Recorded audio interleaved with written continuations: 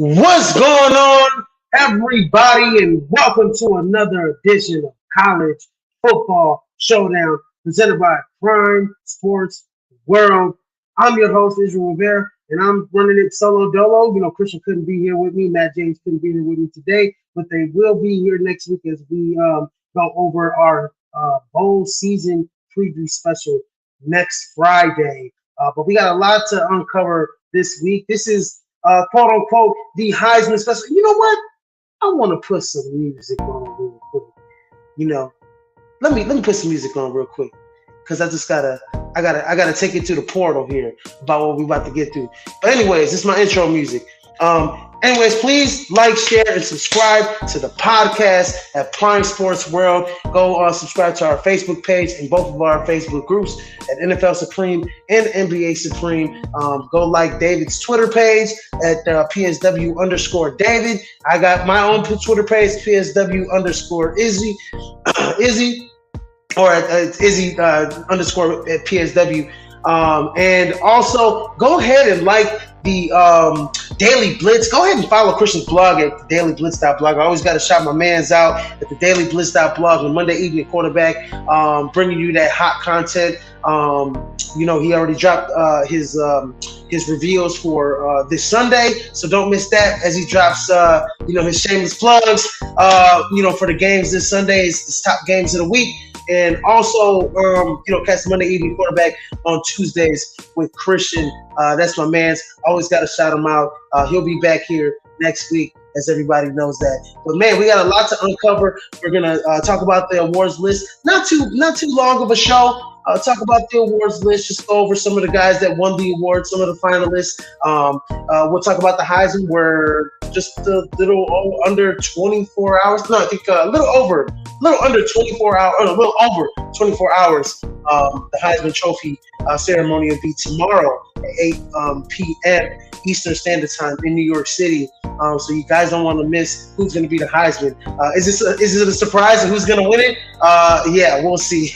We already kind of know who's going to win this award. But yeah, you guys still don't want to miss the Heisman. It's one of those awards. It's one of those special things in college football that I don't miss. Yearly, even if I know who's going to win it. Last year was Bryce Young, true sophomore, and it might be another true sophomore that wins the Heisman this year. Wink, wink. Anyways, ladies and gentlemen, we got a lot to go over. But yeah, no, it's been a great season. We're coming down to bowl season. The award, a lot of guys, just won awards, and rightfully so.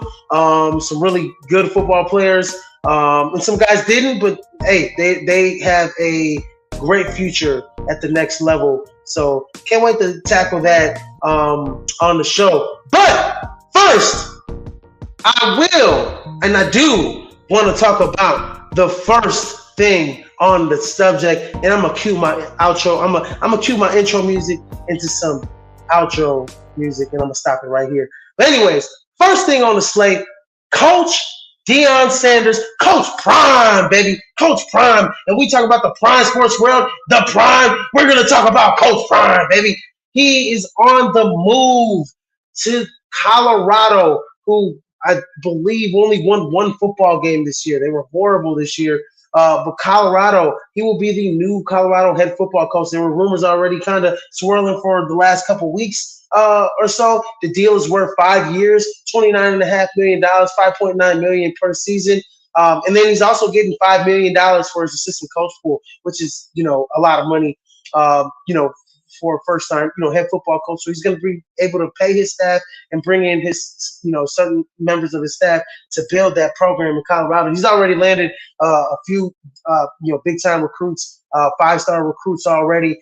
He's definitely bringing over Shedeur Sanders, his son, to play quarterback. He's bringing over Travis Hunter, who was arguably one of probably the best college, high school senior last year, number one recruit last year. That came into Jackson State. So he's going to bring him in. Curious to see if Travis Hunter sticks at wide receiver. I think Deion will use him, but I think as he journeys into the Pac-12, into Colorado, I think he'll play his more his more natural position. Well, I mean, he plays wide receiver and safety, but I think he'll be better fitted at safety. That ball hawking, roaming around, big, long, lengthy safety, hard hitting playmaker. I think Travis Hunter will play safety at Colorado more than wide receiver, but he only played a handful of games, only a few games here at Jackson State. But yeah, a big upgrade for Coach Prime. I mean, his Jackson State contract was only 4 years, 1.2 million, 300,000 annually. And if I had to look at, and I was just looking at some of the incentives. I think he had $120,000 incentive for like winning 8 games or something like that. He got like 20% on 20 or 30% on like or 10%, something like that on ticket sales. And and also I think godly, if I'm not mistaken, his salary was $300,000 annually. But one thing I will say about Jackson State, what Deion Sanders, and he was 26-2, by the way, at Jackson State, back-to-back SWAC championships in 3 years at Jackson State, and I think that's the first time in program history that he's won back-to-back SWAC championships. So he's going to the Black National Championship to face the MEAC again. Big speculation on if he's actually going to coach that game. Not sure if he is. I don't have any word of that yet. But I'm just trying to pull up his. I'm just trying to pull up some of the other nooks and crannies of his contract at Jackson State. I think he owes $300,000 as a buyout for his contract, if I'm not mistaken. He's got to pay $300,000 to Jackson State because his contract was supposed to run through December of 2024. He led the program to 27-5, including back-to-back SWAC. 12-0 this year. That's the first time in program history, right there.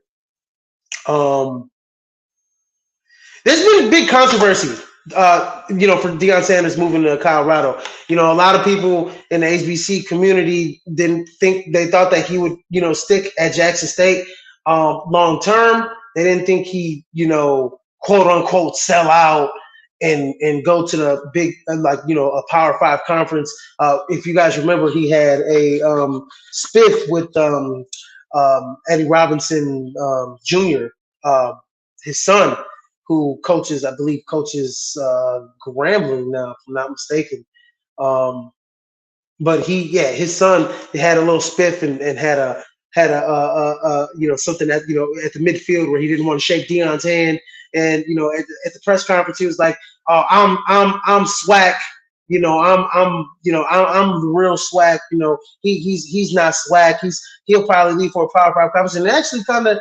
That second part, he actually leave it to a Power 5 conference. That second part was actually true.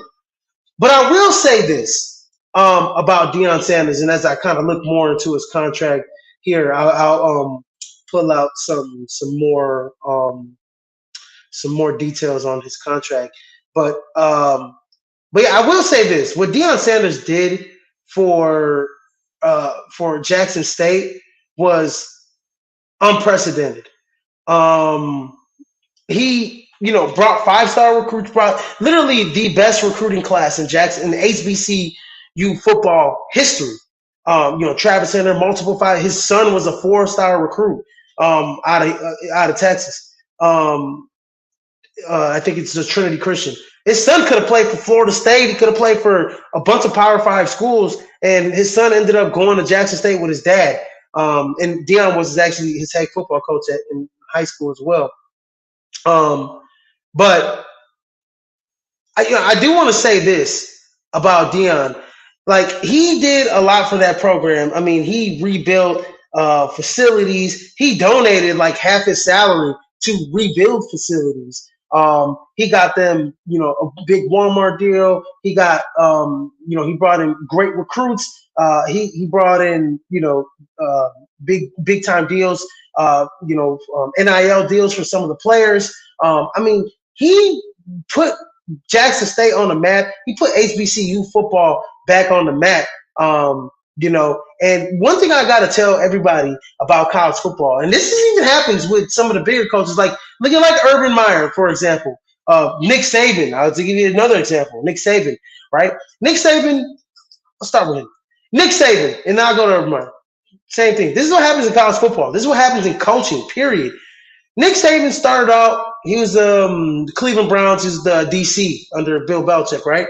Then he went to Bowling Green, right? Or something like that. I think, no, he went to Kent State. If I'm not mistaken. I think he went to Kent State. Then he went to Michigan State. Then he went to LSU. Then he went to the Miami Dolphins. Then he went to Alabama. It literally has been the best football coach in college football. It has secured. That's the best job in college football is the Alabama head coaching job. Right? That's like literally the best college football. So when you're a coach, and then I'll go through Urban Meyer's, Bowling Green. I don't know what he was before, but I was the head coach. Bowling Green, Utah, Florida.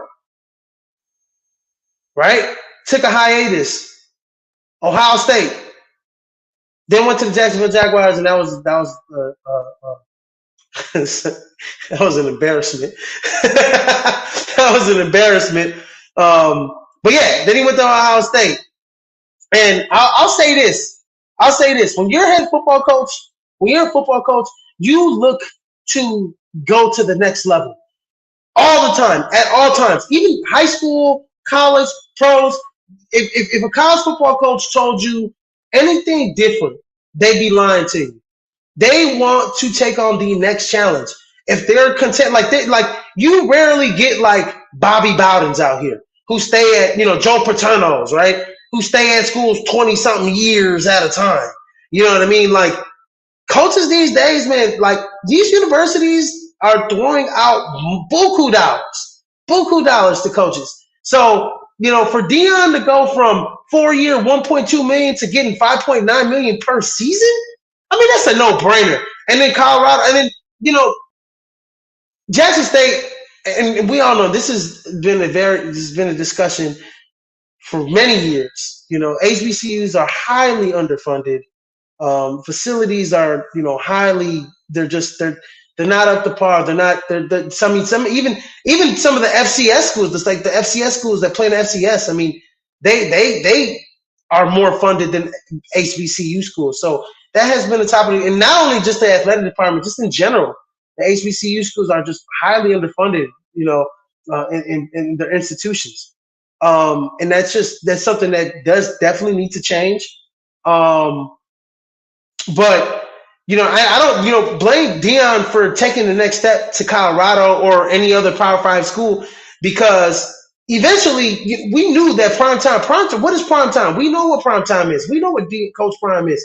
We know what Deion is. Deion is glamour, the glitz, the glamour. He's prime time. He's the guy that, NFL Combine hopped out with multiple chains and sunglasses, hopped out the plane, hopped in the limo, hopped out onto the Combine and ran the fastest 40 time and didn't even warm up. Went out the building, didn't talk to nobody, hopped back in the limo, hopped back on the plane, rolled back out into the sunset. That's Coach Prime. Coach Prime is a guy that sits across from Jerry Rice and goes, "Hey, let me shake your hand, sir. It's a pleasure to meet you. Now I'm going to try and lock you down." Okay? Coach Prime is that dude. He is arguably the best corner. He is the best cover corner in NFL football history. In football history, college, NFL, period. Deion Sanders is the best DB to ever lace up the cleats. To ever play on the gridiron. Deion Sanders is the best ever. He is the GOAT of DBs. And if anybody else want to tell you something different, they lying to you. Deion Sanders is the GOAT of DBs. Okay? And when you want to talk about top 75, there's a lot of football players. It's been a lot of football players to come to the NFL. Top 75 to make top 75? Oh, yeah.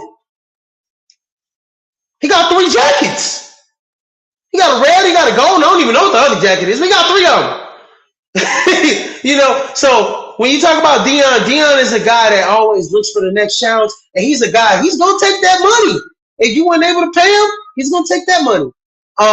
But this is a good opportunity for him, right? I thought he would hold out a little bit longer at Jackson State. But just the success that he's had, and I think it's his recruiting ability, right? To bring in those 5-star recruits, those 4-star recruits, to have those. I mean, Colorado, I guarantee you, Colorado, and I think they're going to get 2 years of Shedeur Sanders too. Colorado's going to go from probably one of the worst teams in college football to possibly a top 30 team next year. I'm not saying they're not going to start off with a top 30 team next year. I'm saying he's going to build them into a top 30 team. I think they'll probably win. They'll probably make a bowl game first year, 6-7 games. And then once he starts getting his recruits to come in, getting guys to flip,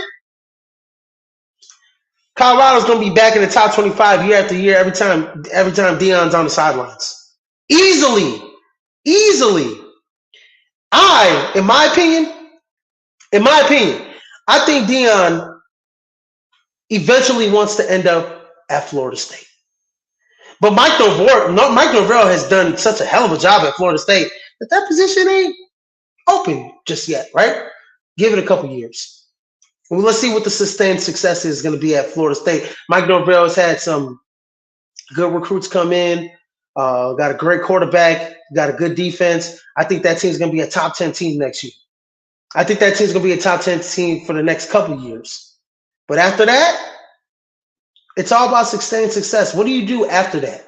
How do you keep bringing in those recruits after that? And I think once Coach Norvell slips up and he gets a 4-win season, something like that, 3-win season, Florida State candidate Deion coming in. Period. What? I've been saying this for years now. Even when he took the Jackson State job, I said, man, Deion. I said, you know what? Deion has had so much success at Jackson State, 27-5 over 3 years. Nobody's like this. I don't even know what the person. I'm not a mathematician, but that's winning over 80% of your damn football games. 2 back-to-back swag titles, 12-0 football seasons, first in program history. Deion Sanders. I said this last year. I said the next time Florida State looks at Deion Sanders, and Deion didn't want to be nobody's assistant. He wanted to be a head ball coach. Next time Deion Sanders and Florida State redo them questions, redo their negotiations, or they talk, blank check. Put the number on it. Because the job that he's going to do at Colorado, y'all are going to see. Y'all are going to see that Deion is going to turn that program from worst to one of the best schools in the Pac-12. Now, I think UCLA and USC, they got one more year in the Pac-12, and then they go to the Big Ten. So Pac-12 might lose its lore a little bit. Cool. They might add a couple teams. Cool. But let me tell you, man, Deion's going to turn Colorado into a top 25 football team in 2 years. Not next year. They might even be in the top 25 by next year. If they win 7-8 games, they might be in the top 25 by next season, by maybe close to the end of next season. But Deion Sanders is going to turn the Colorado football team into a top 25 program within 2 years, and they're going to be top 15 in 3 years, and maybe top 10 in his 4th year. And by his 4th year, when they're in the top 10, probably playing in the New Year's 6, Florida State going to be calling on his phone like, hey, wants you to come back home, son. And that's why I think Deion stays long term. I think that's where Deion wants to be long term. That's why I think Coach Prime wants to be long term is at Florida State. I'm saying it right now, and I'll say it again, and I said it before. Coach Prime is going to be the next Bobby Bowden for Florida State.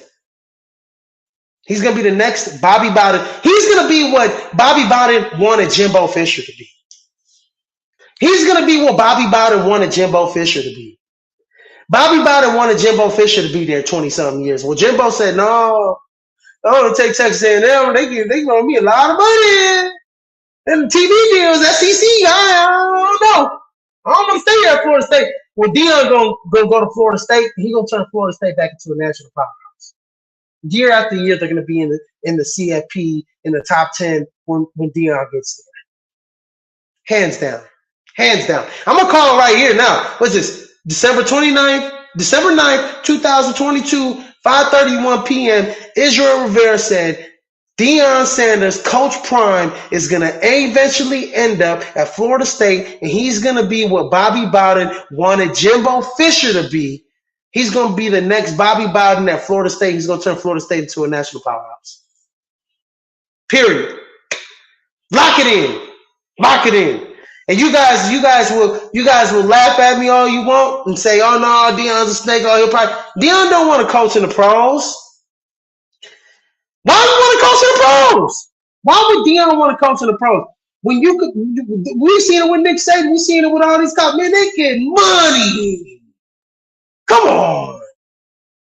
Too many expectations in the pros. Too many egos in the pros. I can go out and throw money at these 18-year-olds with NIL deals and bring in 5-star recruits, and I can wear my chain on the sidelines, and I can have somebody like Deion is perfect for college football. He's perfect for college football. Like if he entertains the pros, I'll be surprised. But once he makes it to Florida State, it's a wrap. He'll be there until he don't want to retire. He'll be at Florida State. He'll win a couple he'll win a few national championships, and he'll be there until he don't want to coach no more, and then he's done. Deion Sanders is on his way to having a Hall of Fame coaching career. I'm gonna say that too. He's on. Mark my words. Deion Sanders, Coach Prime, is on his way to having a Hall of Fame coaching career. In 25 years, I'm gonna be an old man. I'm gonna be 32 now. I'll be 58, almost 60 years old, and I'm gonna look back on this and I'm gonna say I told you so. Deion Sanders is on his way to being he's on his way to having a Hall of Fame coaching career in college football. Point blank. He will be a Hall of Famer. Throw another jacket on him. And then the man can say, "Yo, I did it." He'll be 70. He'll be like probably what's Deion, 50? He'll be 70. He'll be like Bobby Bowden. He'll coach him. Wearing the hat on the sidelines.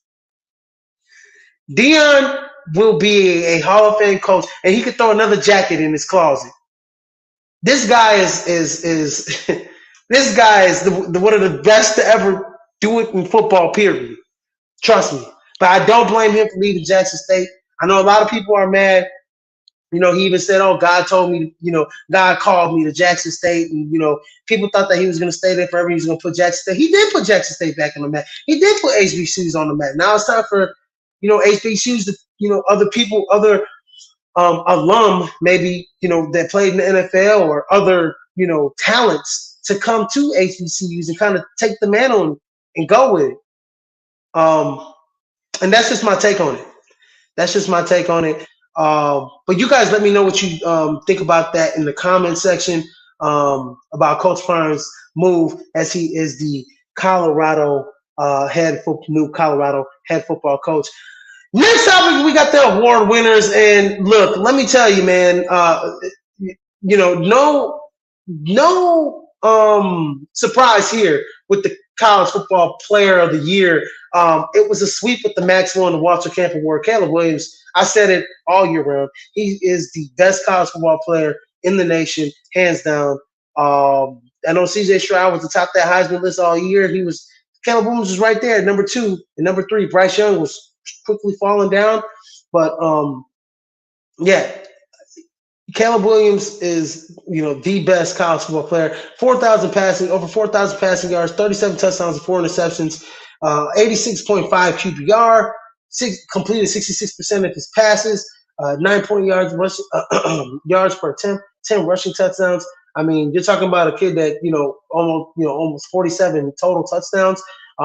He is definitely the Heisman favorite to win the Heisman, and he swept that Maxwell Award, the College Football Player awards as well. And then moving on to the college, moving on to the Coach of the Year award. We had Sonny Dykes. Sonny Dykes won that award, and that's no that's no surprise there. He got TCU into the college football playoff. Especially after what happened with Gary Patterson and kind of what happened there. Leaving a bad taste in that program's mouth. Sonny Dykes came in there and took the bull by the horns, and he led TCU to a Big 12 championship appearance. Didn't win it. They were close though. Went to OT, and Sonny Dykes is got them in the college football playoff for the first time in program history. So kudos to Sonny Dykes for winning that award, and he also has a Heisman Trophy finalist in Max Duggan as well, who is probably the best quarterback in the Big 12. Was the best quarterback in the Big 12 this season. Um, yeah, Jim Thorpe Award. We got another TCU guy, Trevius Hodges Tomlinson. He was a guy. I'm pulling up his stats now. He was definitely a kid. He was definitely one of the best cover corners in the nation. Just kind of pulling up his stats here. I think he had like 47. Let's see what he had here. He had 42 tackles, solo tackles, 2 for loss, one forced fumble, 3 interceptions, and 11 passes defended. Um, yeah, that kid was pretty remarkable this year for that defense. And if you watch TCU, he's one of their leaders on defense as well. Let me just pull up what his like assisted tackles were um, here. Let me see here. Yeah, no, man. I mean, when we look at TCU, I just want to pull up his stats here and just look at it. Yeah, no, those 42 tackles, 35 solos, 7 assisted, 1 forced fumble, 3 interceptions. Kids 5'9", 180, fast. Got good open hits. Good open field tackler. He's a playmaker out there. And he was the best DB in college football this year. The finalists for that award. The finalists for that award were. One second here as I pull up my finalists here. Lordy Lord. Yeah, Clark Phillips from Utah, who's actually I think is Clark Phillips. I think is for top two round pick in the NFL draft for University of Utah. And Devin Witherspoon, who's actually another good DB this year, who'll probably get picked in the top 3 rounds or top 2 rounds in the NFL draft this year from the University of Illinois. Both had great seasons, but Hodges Tomlinson took the cake on the Jim Thorpe Award as the best DB. Davey O'Brien Award, best quarterback, Max Duggan. Usually this goes to the guy, the Davey O'Brien Award. It should have went to Caleb Williams, but he swept the national play. So they usually give it to the guy that was like the runner-up or the kid that that is probably not. It's probably going to be second or third in the Heisman. Honestly, I think this should have went to C.J. Stroud. I think C.J. Stroud had a better season than Max Duggan, but Max Duggan was clearly one of the best quarterbacks in college football this year. The finalists were, and if I'm not mistaken, the finalists were probably Caleb Williams and C.J. Stroud and Caleb Williams were the other 2 finalists, which they could have gave it to Caleb Williams, which I don't get it because if Caleb Williams is National Player of the Year, he's probably going to win the Heisman. He should win this award too as well. But I do think C.J. Stroud probably was deserving of this award. Max Duggan had a great year, 3,300 yards, 30 touchdowns, 4 interceptions, 80.2 QBR, 64.9 completion percentage, 6 rushing touchdowns.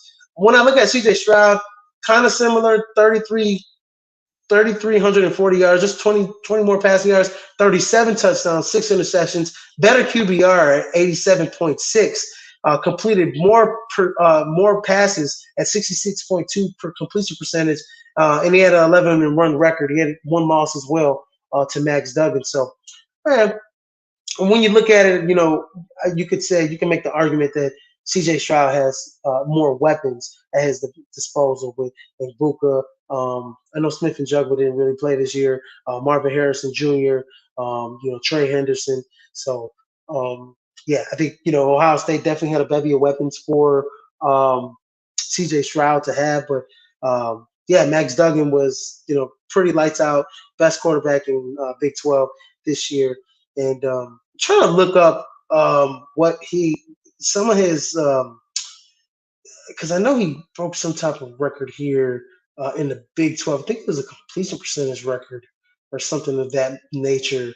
Um, yeah, 36 total touchdowns all season. He's the first TCU player, quarterback, um, I think, to win that award. Yeah, he's the first TCU player to win the Davy O'Brien Award. Yeah, that's pretty remarkable. That's pretty remarkable. So kudos to Max Duggan and also getting his team into the college football playoff as well. Moving on to the Remington Award, the best center, Olu Oluwatumi of Michigan. He didn't allow a sack all season. And everybody knows the Remington Award is for the best center. Um, is for the best center in college football. He didn't allow a sack all season. Um, he was the best offensive lineman on the team that went undefeated, won the Big Ten. Probably one of the best rushing. He was sixth in the country. That Michigan rushing offense was sixth in the country with 243 yards per game on the ground, and he was a big part of that charge. You know, so Olu Oluwatumu, and he's probably another first round pick as well for the University. Definitely a first round pick coming up in this draft. He actually won two awards. He actually won. We'll get to that later, but yeah, he swept. He won the Outland Trophy as well for the most outstanding interior lineman as well. So Olu Oluwatumi from Michigan was the best offensive lineman this year in college football, pretty much. Moving on to the Luke Rosa Award, we got Christopher Dunn, NC State. He won that award. Just want to pull up his stats here. Dunn was 24-25 on field goals and 30 of 30 on extra points. So that's pretty good. That's pretty good. I don't know. I don't really watch like too many kickers when I'm looking at these award lists. So I can't really tell you too much about like some of these guys that are on the finalists. You had Joshua Carty of Stanford and Jake Moody of Michigan. So if you were paying attention to kickers, those other two guys were finalists as well. But congrats to Christopher Dunn from NC State for winning the best kicker in college football. Then we go to the best linebacker. Yeah, the Buckus Award. Jake Campbell of Iowa. I think he had 114 assisted tackles, 51 solo, if I'm not mistaken. I'm gonna have to pull those stats up. Let me pull those stats up and I think the finalists for that award were Jamon Dumas Johnson from Georgia, who was actually that kid was amazing too as well. Let me just put that out there. He was amazing too as well. Deion Hanley of Washington State, Ivan Pace of Cincinnati, and Drew Sanders of Arkansas were the finalists for the Buckus Award winner. But yeah, Jake Campbell, I believe he had, if I'm not mistaken, I literally was looking at his stats before I uh, started the show. I believe it was 114 tackles assisted, and I think he had, and if I'm not mistaken, I think he had like 51 tackles solo, and I think he had an interception in there somewhere. So, and also, Jake Campbell won the. He also won the uh, college football's top scholar award. So not only is this kid a winner on the field, he's a winner off the field as well in the book. So shout out and kudos to Jake Campbell of Iowa. Who did it big, man. He did it on the field and off the field. So kudos to Jake Campbell for that, for being a top scholar. Um, I'm just trying to pull up his stats here. Um, yeah, I don't know why I wouldn't give it to me. Huh, interesting. Anyways, but yeah, yeah, he had over 100 tackles, two back-to-back years in a row, actually, his junior and senior year. So Jake Campbell's a guy that we'll watch out for in the next year's NFL draft. Moving on to the Doak Walker Award, we got Bijan Robinson. He was definitely the nation's best running. Well, you know what? I'm going to say this. Bijan Robinson, over 1,580 yards, 18 touchdowns. 6.1 average. He literally got better every year in his college career. Two touchdowns receiving as well. So he had 20 total touchdowns and a little over 1,800 all-purpose yards on the season. But yeah, we could have gave this to anybody. We could have gave this to, and I want to look at this finals. I believe it's probably. It was probably Chase Brown and Blake Corum. Yeah, yep, it was Chase Brown and Blake Corum.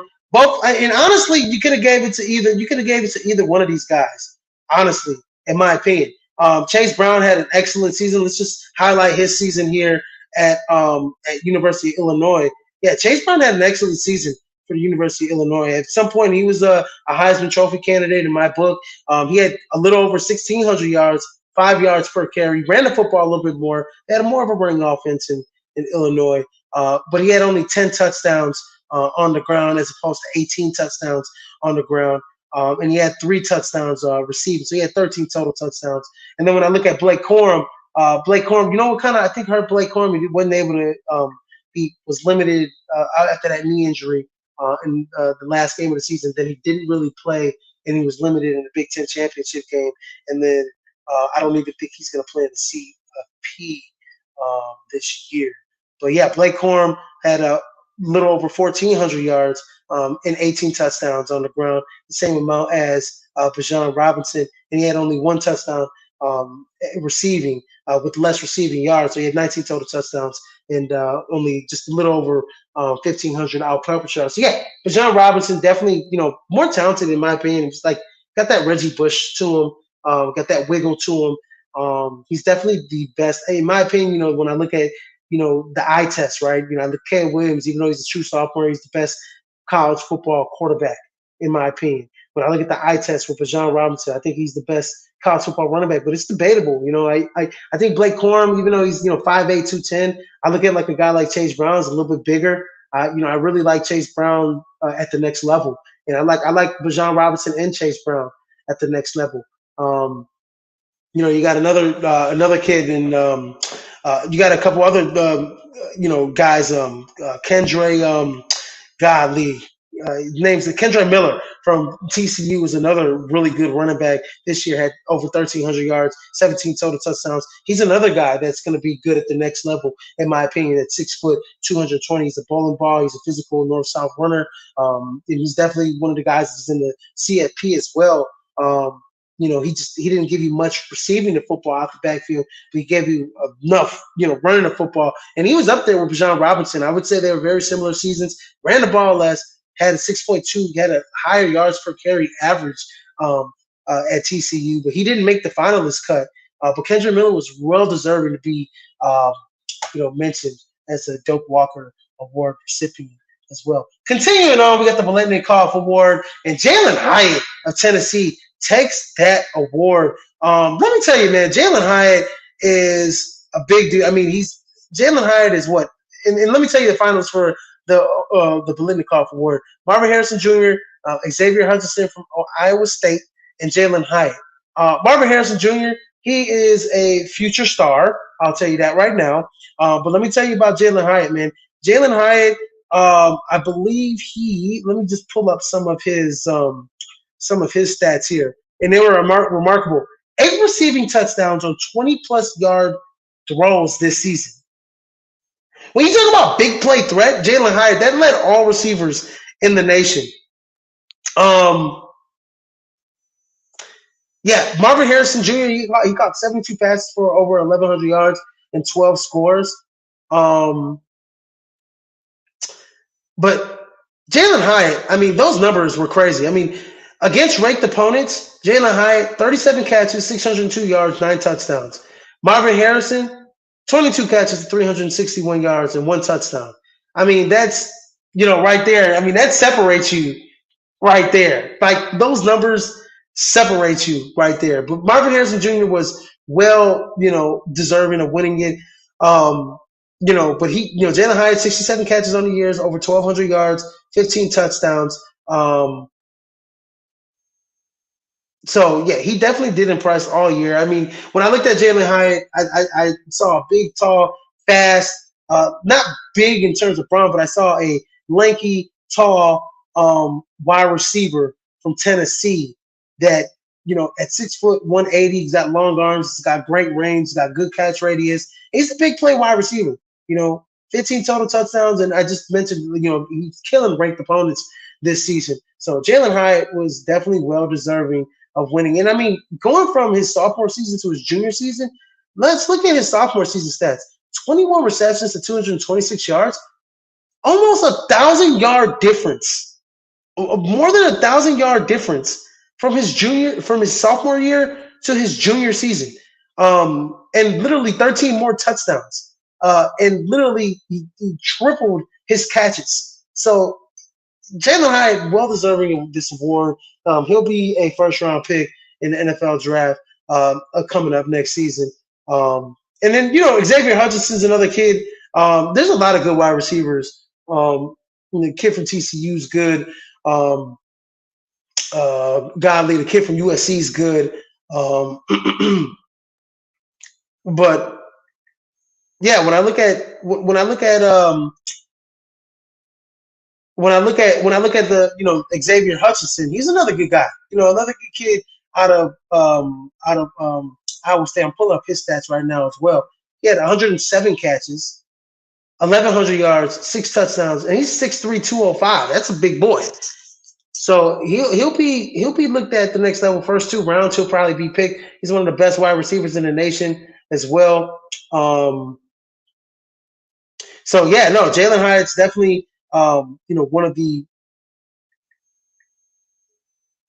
best wide receivers in the nation. Sorry about that. Yeah, no. So we have, and then the kid I was mentioning from USC, Jordan Addison, who the transfer from Pitt. But the one thing about Jordan Addison, he had a couple of banged up injuries this year at USC. He had under 1,000 yards, 8 touchdowns. But I still think Jordan Addison, who won this award last year, I still think Jordan Addison is one of the best wide receivers in the nation. He'll definitely be picked in the first round of next year. As long as he's healthy, his route tree is amazing. He's sick. He's got great hands. He's 6 foot 175. He's not slight friend. He's well built. Yeah, so I think Jordan Addison is definitely another guy. And then you have the kid from TCU as well. Godly, I'm pulling his stats up as well here. Quentin Johnston here. Give me 1 second. I'm pulling up his stats here. Quentin Johnston had, and he's a big boy. 53 receptions, 903 yards, 5 touchdowns. He's a big boy, 6'4", 215. Built like Terrell Owens. I mean, probably bigger than Terrell Owens. Like built like DK Metcalf, damn near. Hey, the kid's huge. I mean, ain't nobody built like DK Metcalf. Yeah, I mean, that kid's a freak. But Quentin Johnston's another freak.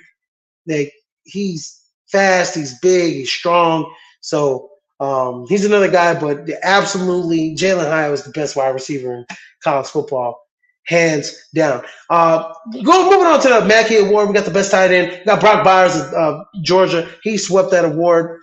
He won that award. Yeah, he was definitely well deserving. We were talking about him all season long as winning that award. I absolutely thought that there's no other, other than Michael Mayer, there's no other tight end that's better than Brock Byers, on that team. And Georgia has a couple good tight ends on their team. You could, make a case for the other finalist, Sam Laporta from Iowa. But yeah, Michael Mayer is a guy, that could have, gave him a run that did give him a run for his money at the tight end position.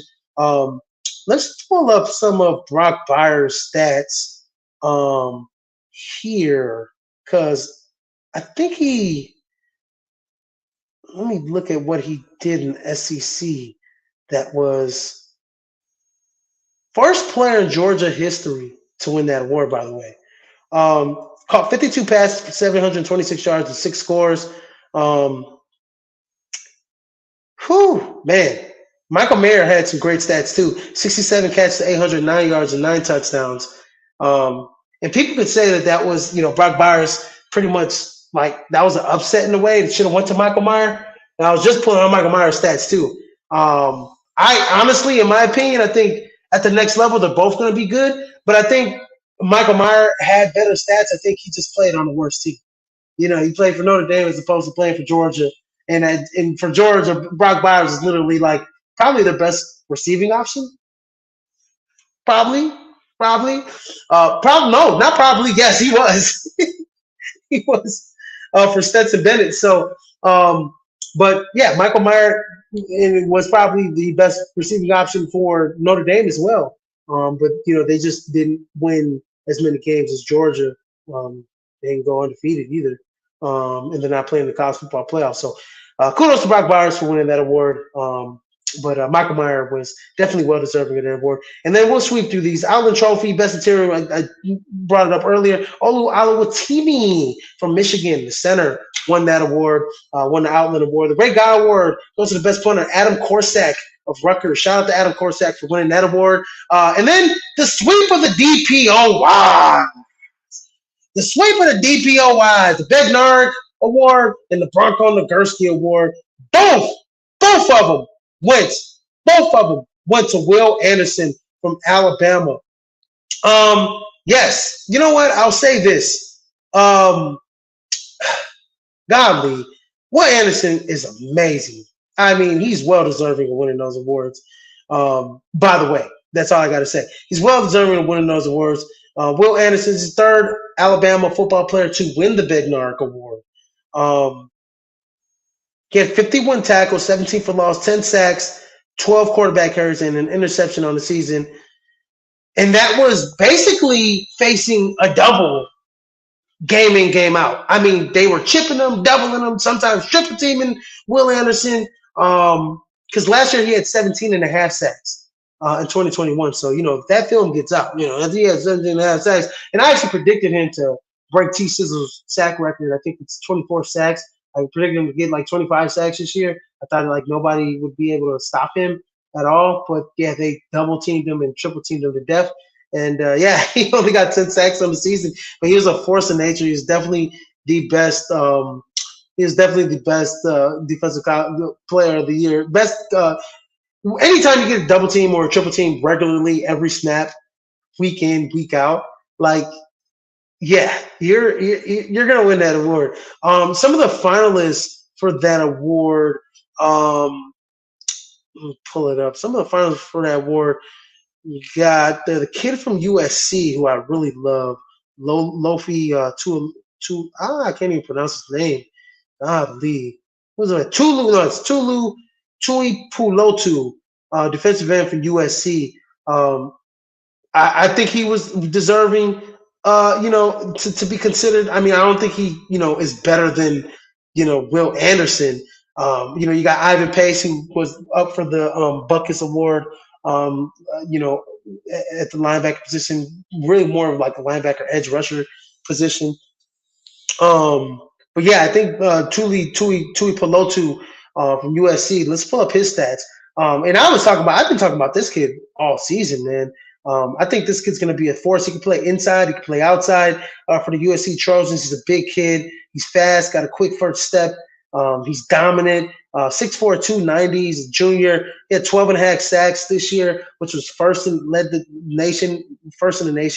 2 forced fumbles. He had no interceptions, so he wasn't quite the mover, the playmaker that Will Anderson is. And I think, when I look at Tulu, I think that Will Anderson has a little bit more of not a little bit more. I think he has a higher ceiling than Tulu does at the edge rusher position at the next level. But I think Tulu's right there. He's definitely got he can play inside. Like I said, he can play inside. He can play in the 4-3. I'm not so sure about the 3-4, but I think definitely he can play the 4-3 in that type of scheme. Definitely playing DT, switching him out to DN as well.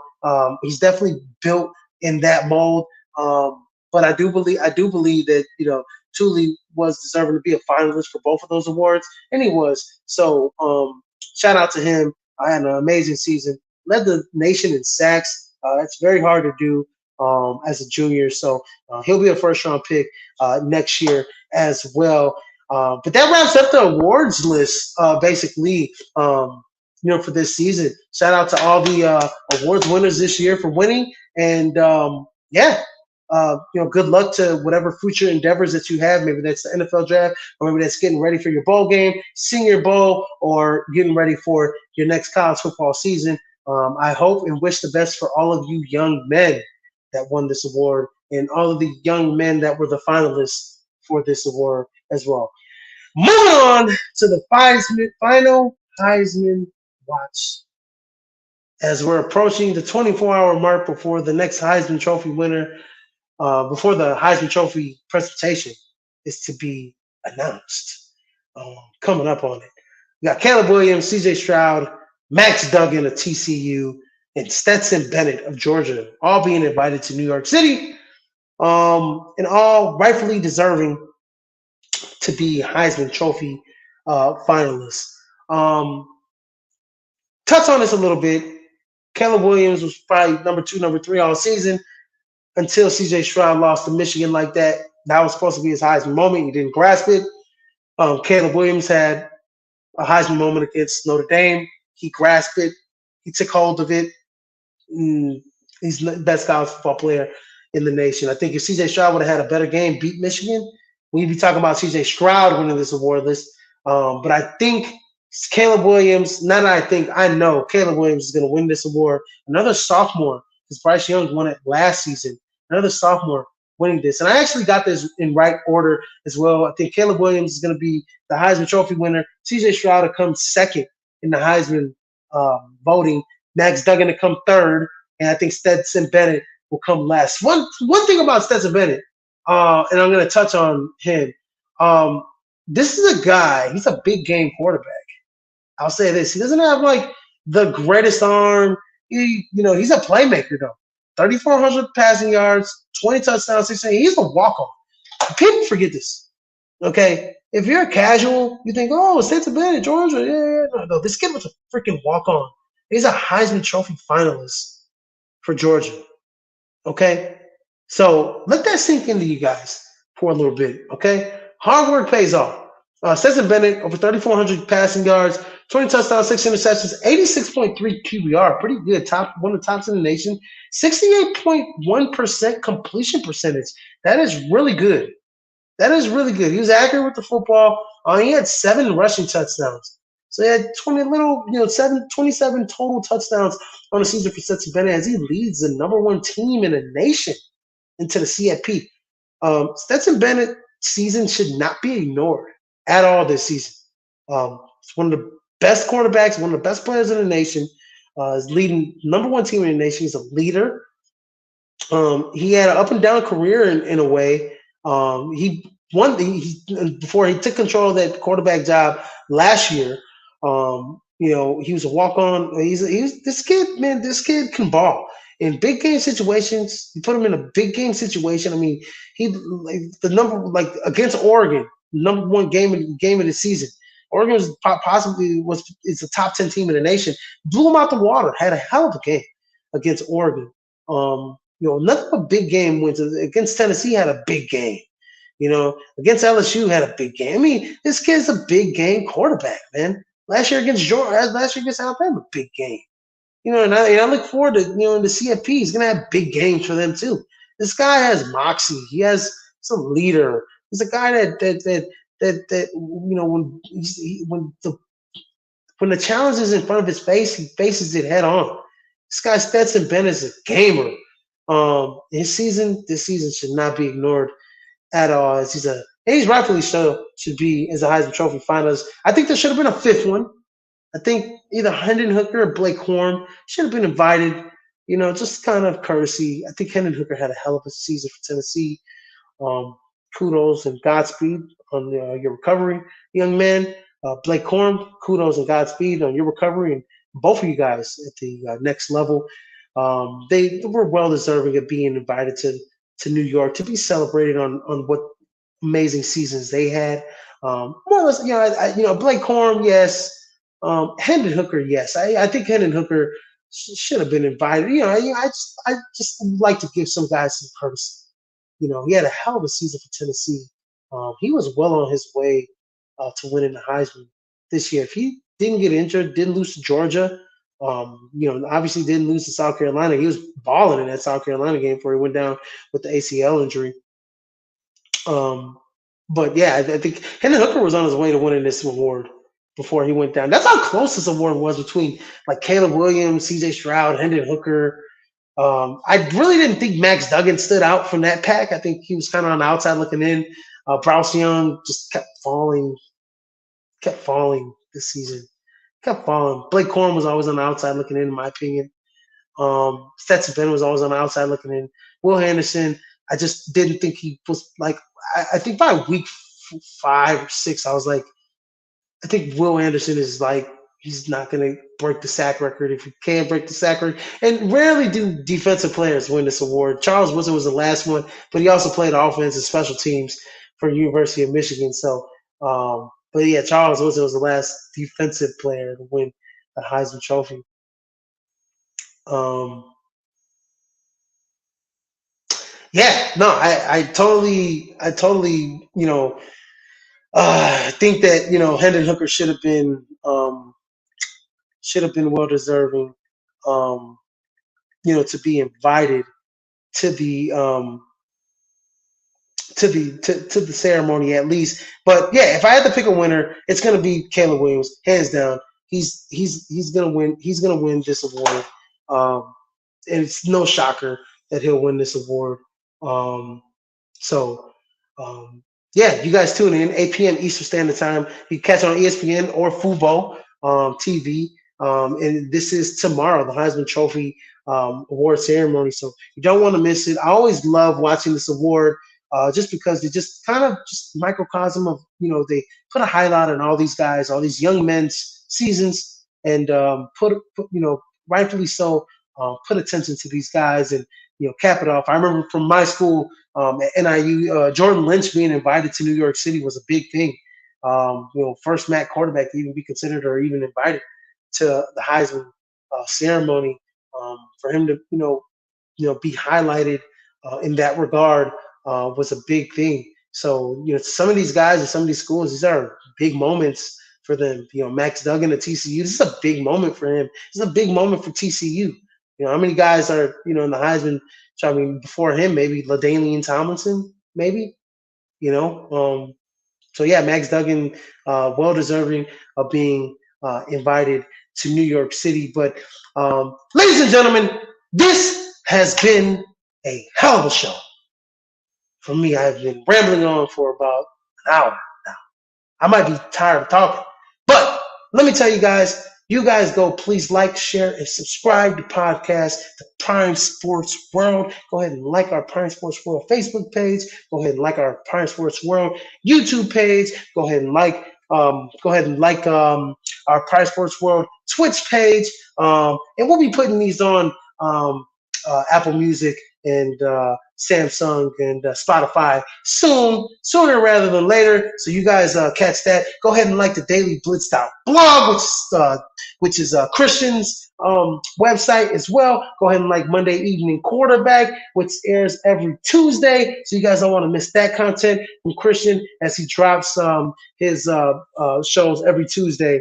And he's a regular on Prime Sports World. So you guys don't want to miss that content as well. And then we'll be bringing some, great content coming up. Next week's show, we'll be previewing some of the bowl games that are going to be on the slate. Bowl season starts next Friday. So you guys don't want to miss that content as well. And we'll be coming up with shows. We're winding down the season. We'll be coming up with shows all the way up until that last Friday of that last week of the national championship. So you guys don't want to miss it here. Keep it locked here at Prime Sports World as we bring the heat, ladies and gentlemen.